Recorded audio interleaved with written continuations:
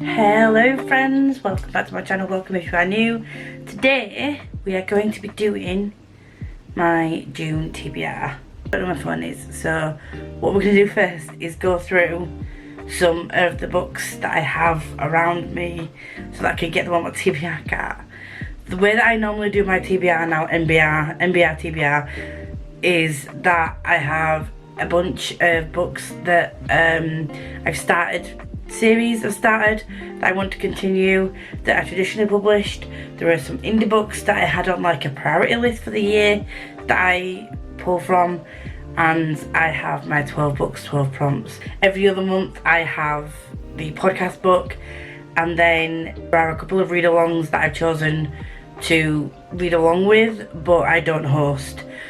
So if I don't get to those books, it's not an issue, but lately I have been getting to them anyway, so that's fine. And then there's other books that I work around and in between and up and down.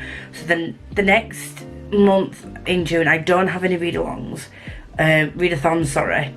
I didn't complete Chloe's readathon this month, I don't think, and I didn't finish Becca's readathon, but I did the best I could with with the 10 I had. Once again, it was the physical reading that let me down, but it is what it is. I will put a picture up here. I think I screen recorded it. If I didn't, I'll just put the picture up here of the book and prompt that came up. So this month was Chloe from Assistant Bookworm, and that actually fits so well with what I want to be doing this month. So a hell of a lot of what I'm going to be reading this month is going to be fantasy. So I am a judge for BBNYA, and we have the excerpts that is up until July this round goes for. We have a bunch of excerpts that we need to read, and it's the first 2,000 words for, and I think I've been given 23 excerpts that I need to read. There'll be those that I'll be focusing on, and at the moment I can't talk about those in the first round, but I will be doing a vlog of the excerpts I read that will be released once it's been announced who goes round in the second round. So there'll be that I'll be reading and vlogging throughout the month. There are also Spiffbo books that will be getting read and things like that. So there's Spiffbo or Spiffbox and the Spiff No. So E.L. Lyons, who was an entrant for last year's Spiffbo, has created sort of a list of authors that put the submission in but weren't successful to get down to the last 300. So this year Spiffbo was done a bit differently. Mark left the form open for 24 hours. Anyone who submitted within 24 hours was put in like a random generator, and it randomly picked out the first 300 books. So, and then those 300 went through to the first phase. So inevitably there was 549 or 550 that entered into the competition. I think I only have about 80 on my list because I don't think all the authors will put on the spreadsheet. However, I've got a series that I want to do where I read the first chapters. I could do a trial chapter of all the Spiffbo books on Spiff No books. I do also have some interviews that I need to start scheduling for things, so I've got a lot of stuff going in that respect. So the reading wise I might not get a lot done. And Chloe's pick helps out a lot because the book and prompt that she picked kind of works well together. I'm just gonna get the book. So the book was 7 Year Slip, and this is gonna be so quick and easy for me to read. It's a contemporary. Chloe loves it. Chloe and Meg have not let me down with any recommendations yet. And I know that sounds like I'm putting a big weight on their shoulders here, but it is what it is. Like, taste-wise, when it comes to recommending romance, contemporary, like, they've just been hitting out of the park. So 7 Year Slip was one of Chloe's favourite books last year, so I'm really excited to get to that. And the prompt was to read a book that reminds you of a film. And I'm sure that we had this conversation before, but I can't remember. So I spoke to Chloe and Meg in a chat, and I said, like, these are my favourite rom-com type films. There was The Lake House, Just Like Heaven, and I can't remember which one I mentioned now. What else did I mention? I can't remember. But Probably The Dead Romantics, also by Ashley Poston, is something similar, maybe, that could remind you of like Just Like Heaven. But I'm sure that we've had the conversation before where she'd mentioned this, which is why I picked it up. But anyway, this month is going to be a Chloe Ashley Poston month. Meg has also recommended, not rom-commy, but something that she thinks I'll enjoy, is How to Lose a Time War. And then Chloe has also mentioned To All the Boys I've Loved Before she was reading. They're not films that I've seen, but I do need some fun, quick, contemporary or romance books to read. So they are also options for this. In the same vein of like following Meg and Chloe recommendations, I'm going to be reading Book Lovers this month by Emily Henry. This is one of Meg's favourites, and like authors wise, and also Andy from Zibba Reads. I read Happy Place last month, and I know I've gone backwards and like read some of her latest work first, but I really, really loved Happy Place, so I'm going to be diving into Book Lovers, and hopefully I will love it just as much. We're then going to move on to readathons, read-alongs even, read-alongs. We have the Mass-along that's run by Tora and Smash. I have Akamath and Akawar to read, because Akamath was supposed to be a May read for June, and then Akawar was a June read for a July live show. These are a reread for me. This series up to date is like a reread for me. I'm a bit worried. The first book went down in ratings for me, but I think that was because I could see the things. Obviously I've read the full series, so I saw things slightly differently in the first book, and I'm not going to spoil it for anyone that hasn't actually read the series but still wants to, but I could see things in the first book that I didn't see the first time round, because they had rose-tinted glasses on and all that shit, do you know what I mean? But I'm hoping that these still hold up the 5 stars that I gave them first time round. And last time I read them, the first time I read them, Akawar was actually my favourite. We then have a bunch of contemporary that I acquired when I went to the works. Just gonna go through. This is Rootbound by Tara Dewitt. This is a really small one.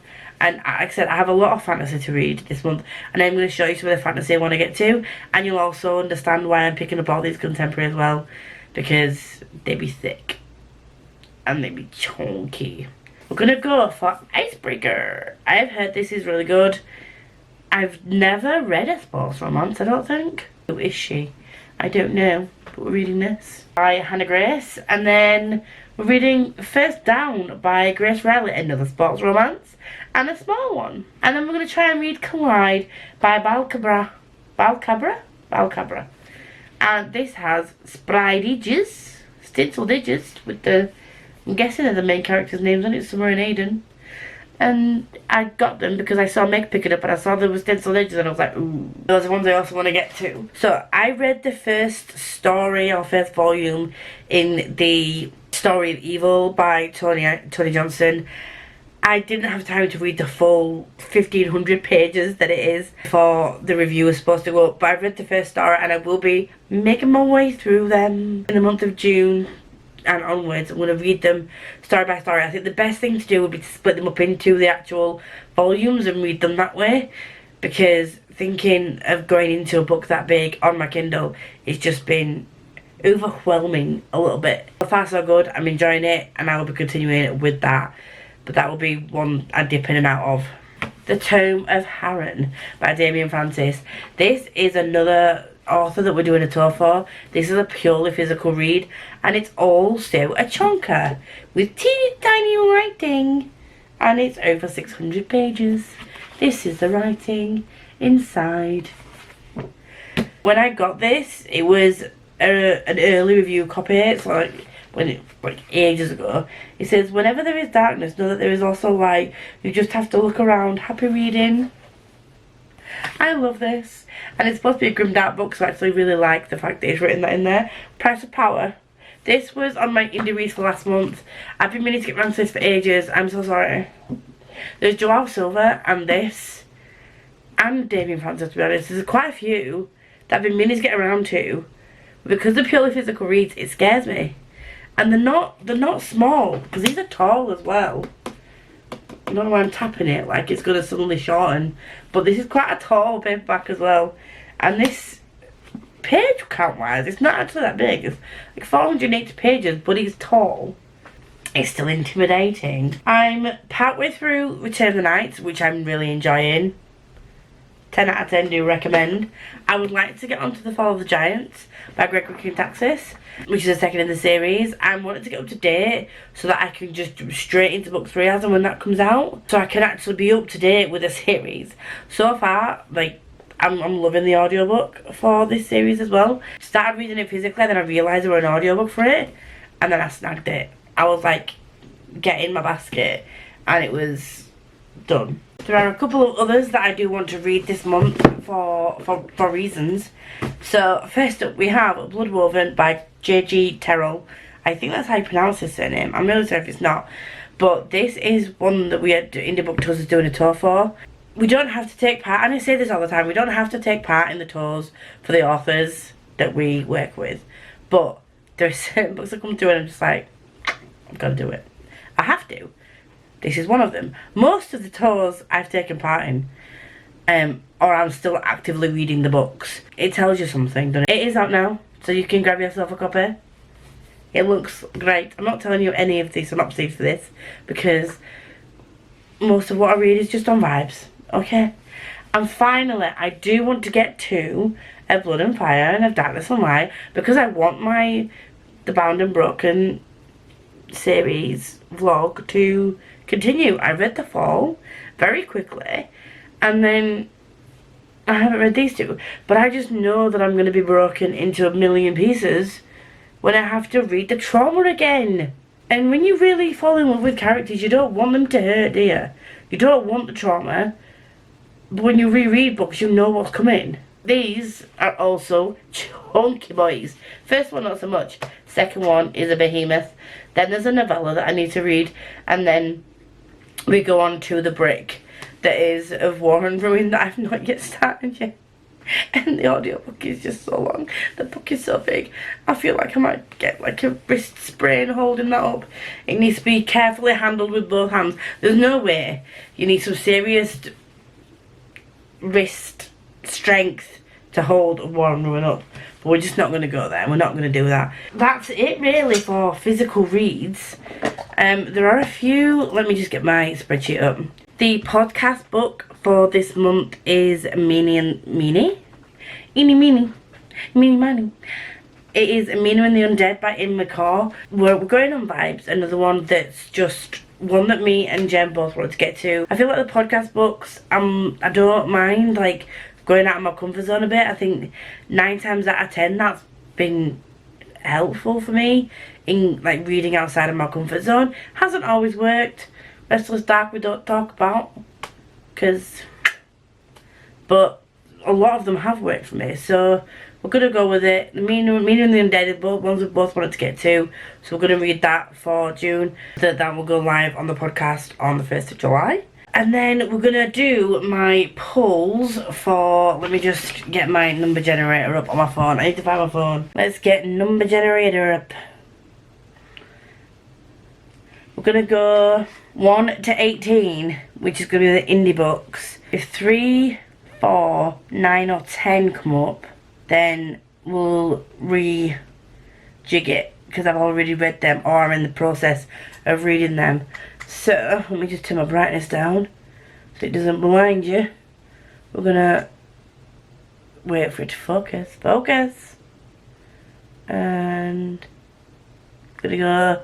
Number 12 is Platinum Tinted Darkness by Timothy Wolfe. I've been wanting to read that for a while.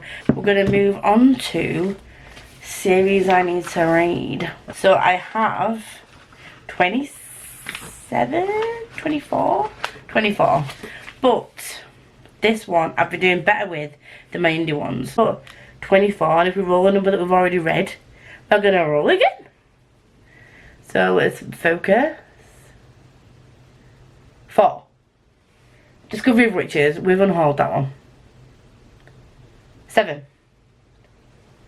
Ooh, Fall and Light Book 2. So this is H.C. Newell's series. I will hold my hands up. Hold my hands up. When I wrote this, the expectation was book 1 would have already been read. It has not. I will be making my way through book 1. We're going to spin again. I say spin. I'm going to regenerate. I'm still making my way through book 1. It is still a series I'm really interested in, but again, physical reading, it's my body hates it, okay? My brain hates it. So we're going to spin again. Regenerate. There we go. 6. Faithfulness. No! No! Why? I'm not going to respin. I'm not going to respin. But this may take a few months. I may have to just use this as a... Oh, I had plans to do a full reread of this series. How funny is this? That in the month I'm like, yeah, you need to catch up on the Man of the Broken series. I can do a vlog about it. This is it. And like the reason why I was putting this off is because I know it causes a pain, and then the reason why I was put the face of falling off is because I know it causes pain, and then it comes up. What have I done to deserve this? I don't understand. Make it make sense, please, because it makes no sense to me. But we're going with it. We're just gonna cry a lot, okay?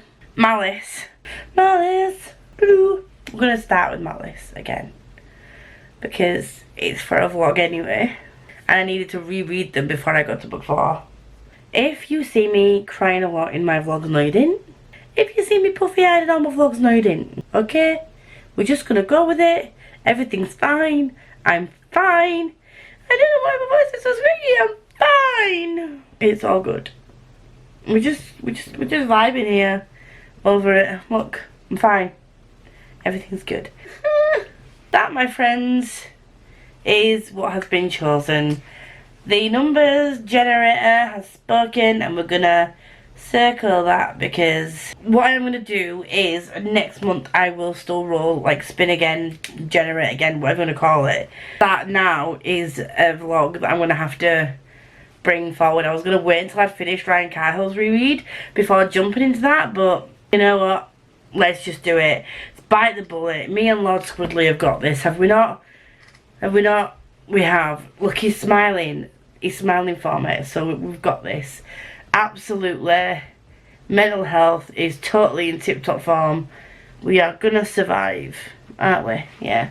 I know I'm crazy 36-7-year-old talking to a toy octopus. But if you don't do that, what are you gonna do? If you do, like me, and you want to see more of me in a traumatized state by some of my favourite authors, then please like, comment, subscribe. Do all the good stuff down below. If you're here and you want to let me know you're here but don't have anything to say, and you want to just send me your love and appreciation, then please leave a black heart. It's very much appreciated. And until next time, enjoy every reading, what you're doing, and I'll see you all very soon. Puffy eyed in bits, but it's fine. We're fine.